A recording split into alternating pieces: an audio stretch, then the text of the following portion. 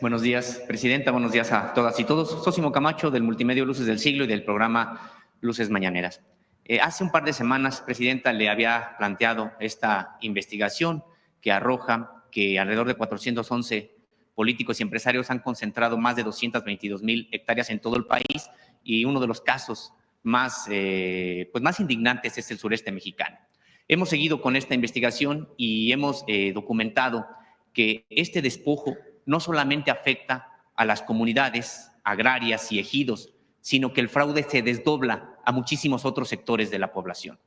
En uno de los casos, un personaje político allá en realidad de Yucatán, pero con tierras tanto en Yucatán como en Quintana Roo, pues despojó no solamente a un ejido, sino que además empezó a lotificar. Lotificó y vendió 130 predios para la fundación de 2 colonias allá en la zona conurbada de Cancún.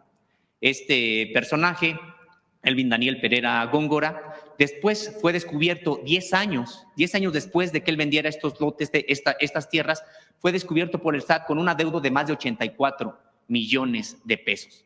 Lo que hizo este personaje fue, en 2011, ofrecer al SAT en garantía de pago esas mismas tierras que en los hechos ya no les pertenecían.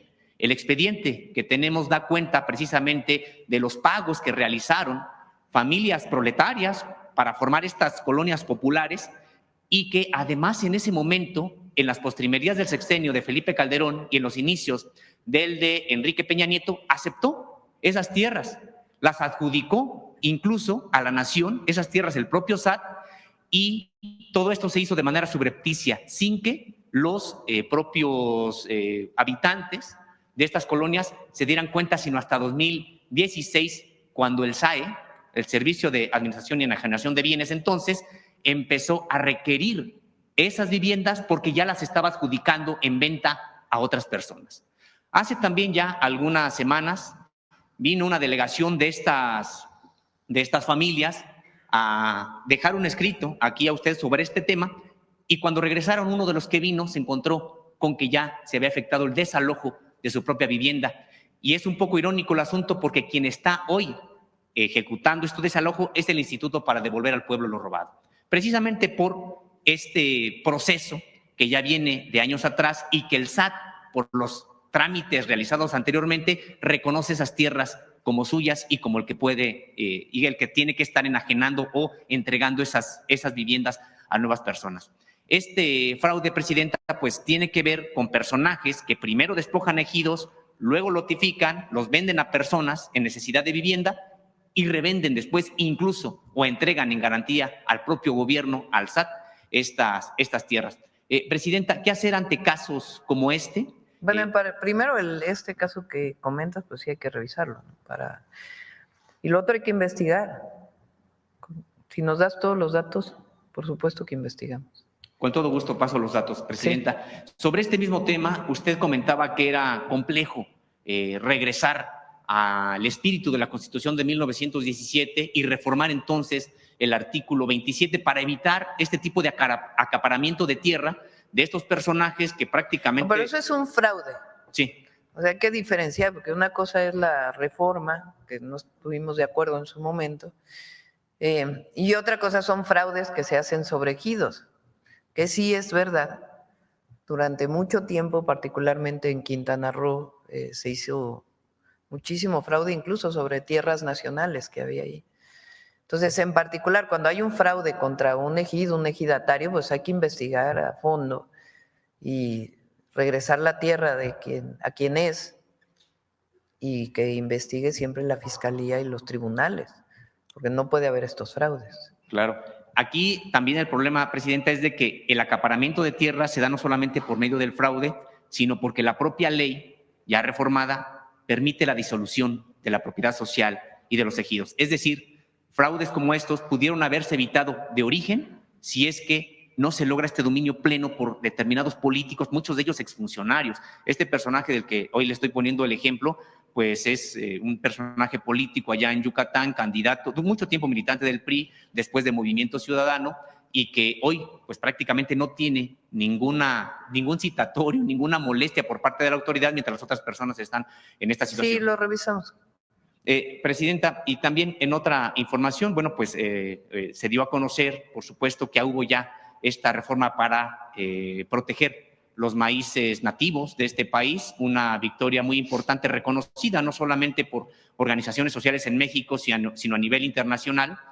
Sin embargo, todavía están vigentes pues, las leyes que instrumentalizarían esta reforma a la propia Constitución. Es decir, por ejemplo, la ley de la Sibiogem se le conoció mucho tiempo como la ley Monsanto, y esta pues todavía está vigente, y eso podría retrasar la aplicación de esta reforma constitucional. Preguntarle sobre si su administración estará ya trabajando sobre reformas a estas leyes secundarias para armonizarlas con la reforma constitucional. Sí. De todas maneras, la Constitución ya lo prohíbe y eso está por encima de cualquier ley.